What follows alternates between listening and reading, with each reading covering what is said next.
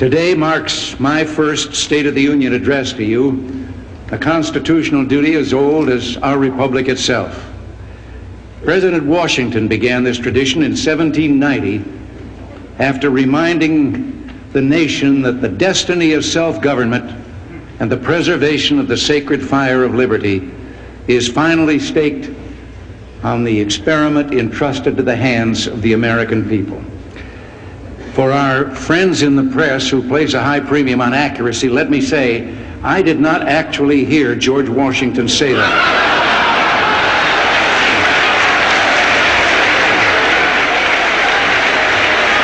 I will not make age an issue of this campaign. I am not going to exploit, for political purposes, my opponent's youth and inexperience.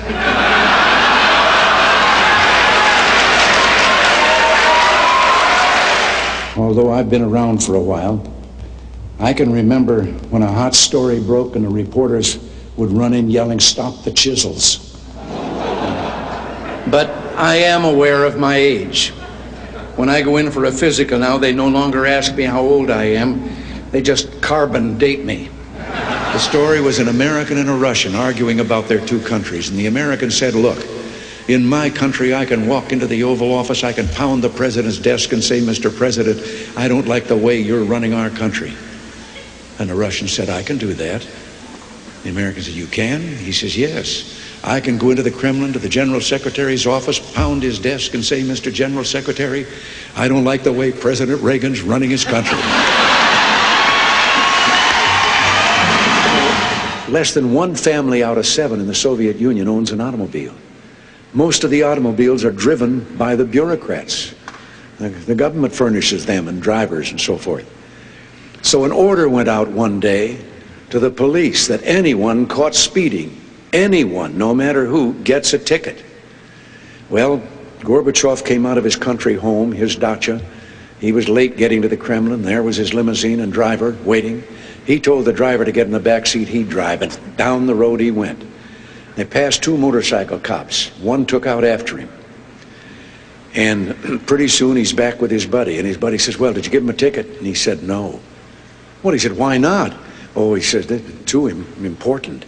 Well, he said, "We're told to give anybody a ticket, no matter who it is." Oh, he said, no, this one was too, I could. Well, he said, "Who was it?" He said, "I couldn't recognize him. But his driver was Gorbachev." About 3 dogs, an American dog and a Polish dog and a Russian dog. They were all having a visit, and the American dog was telling them about how things were in this country. He said, "You know, you bark and you bark long enough, and then somebody comes along and gives you some meat." And the Polish dog said, "What's meat?" The Russian dog says, "What's bark?" This one has to do with the fact that in the Soviet Union, if you want to buy an automobile, there is a 10-year wait. And you go through quite a process when you're ready to buy, and then you put up the money in advance. So there was a young fellow there that had finally made it, and he was going through all the bureaus and agencies that he had to go through and signing all the papers, and finally got to that last agency where they put the stamp on it. And the man then that had made the final stamp of the paper, taking the money, said, "All right, come back in 10 years and get delivery of your car." And he said, "Morning or afternoon?" And the fella said, "Well, 10 years from now, what difference does it make?" He said, "The plumber's coming in the morning." But I remember the story of a fella who was running for office as a Republican, and he was in a rural area and it wasn't known to be Republican, and he stopped by a farm to do some campaigning. And when the farmer heard he was a Republican, his jaw dropped, and he said, "Wait right here till I go get Ma. She's never seen a Republican before." So he got her, and the candidate looked around for a podium from which to give his speech, and the only thing he could find was a pile of that stuff that Bess Truman took 35 years trying to get Harry to call fertilizer. So he got up on the mound, and when they came back, he gave his speech. And at the end of it, the farmer said, "That's the first time I ever heard a Republican speech." And the candidate said, "That's the first time I've ever given a Republican speech from a Democratic platform."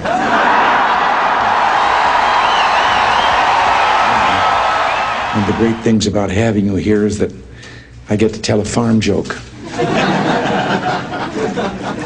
Now, first I need a setting, but Rick, you're from Kansas, right? You bet. Okay, this takes place in Kansas.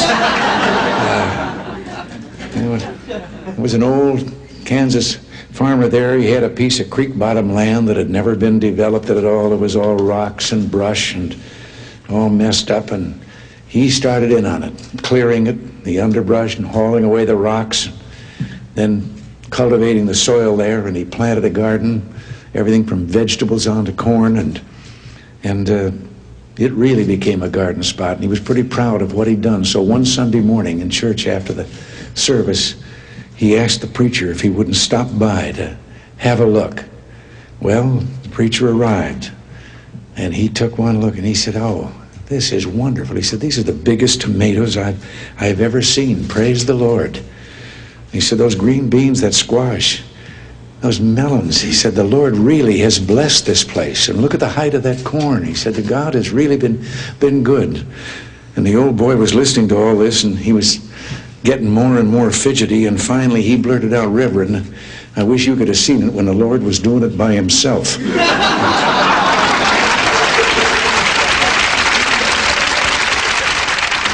He was on the stand, and a lawyer said to him, "While you were lying there at the scene of the accident, didn't someone come up to you and ask you how you were feeling, and didn't you answer that you never felt better in your life?"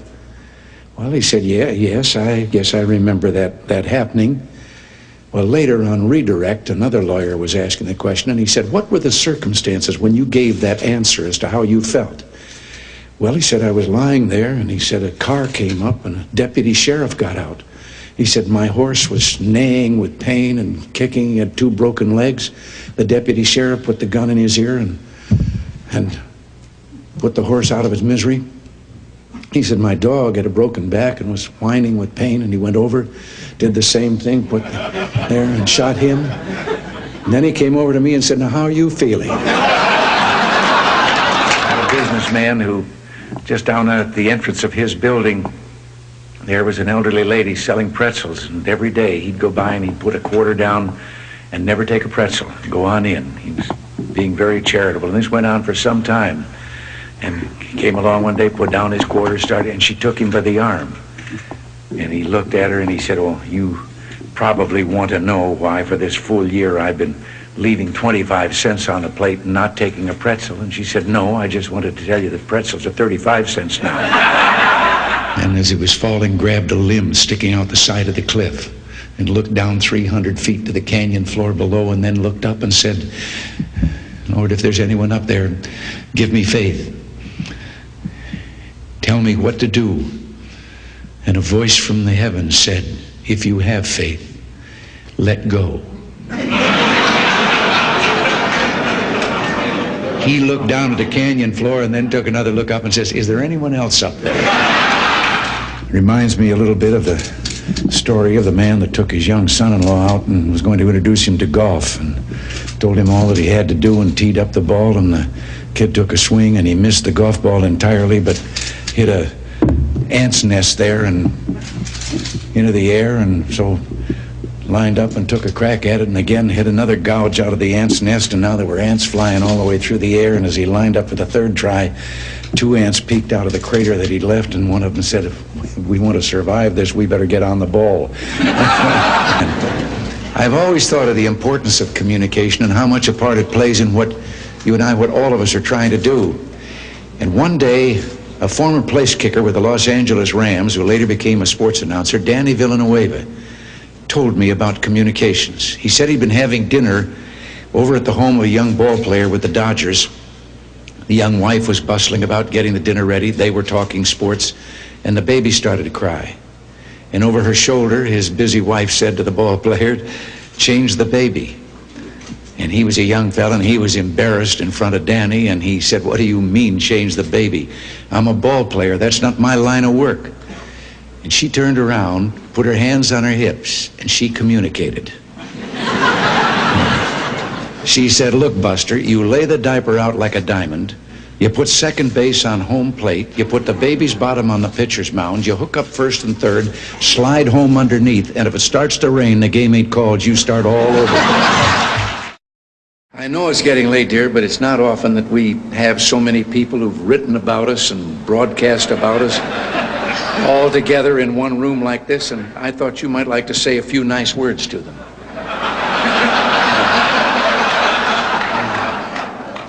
They're all from the press and radio and television. Maybe just a friendly little greeting would do.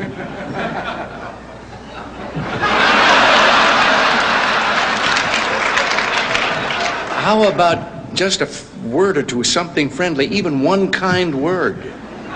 I'm thinking.